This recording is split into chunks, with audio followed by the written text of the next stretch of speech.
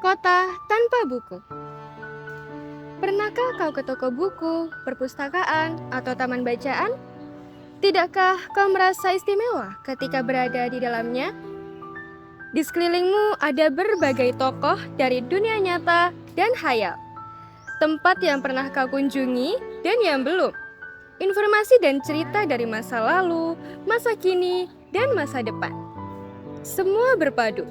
Semua berada dalam genggamanmu. Saat berada di antara buku, tidakkah kau merasa menjadi raja dan ratu? Ruang dan waktu seolah menyatu tanpa batas. Kau bisa terbang, melintasi sekat negara, dan melewati berbagai zaman. Kau bisa menyelam ke dalam samudra, melayang di angkasa, bercanda dengan aneka satwa, dan berkelana di tengah padatnya kota, juga di rimba raya.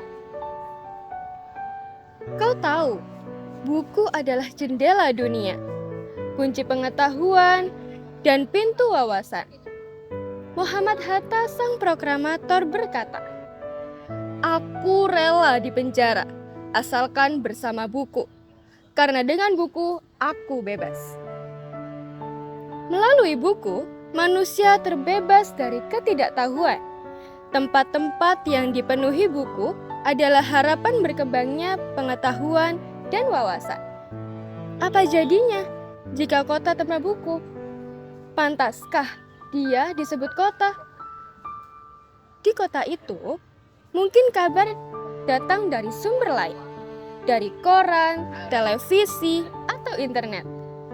Mungkin informasi dan cerita datang dari cerita nenek moyang, bagai dongeng-dongeng sebelum tidur. Irama warganya pun tiada beda. Bangun pagi, bertebaran di muka bumi untuk berbagai keperluan, untuk kembali pulang siang atau sore harinya.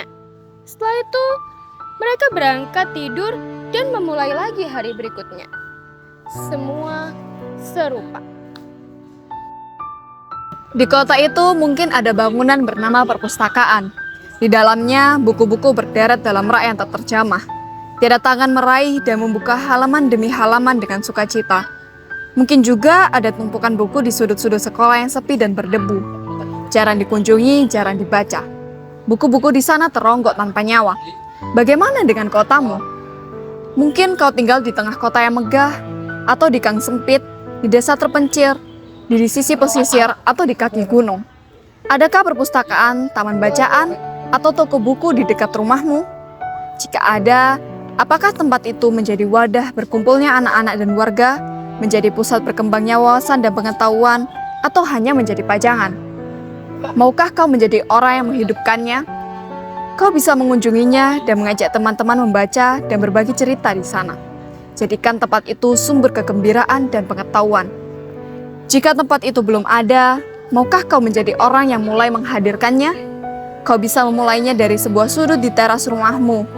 Ajak teman-temanmu memulai langkah yang baru. Jangan biarkan waktu berlalu tanpa buku. Siapapun dirimu, bersahabatlah dengan buku. Dia akan menjadi teman setiamu sepanjang waktu.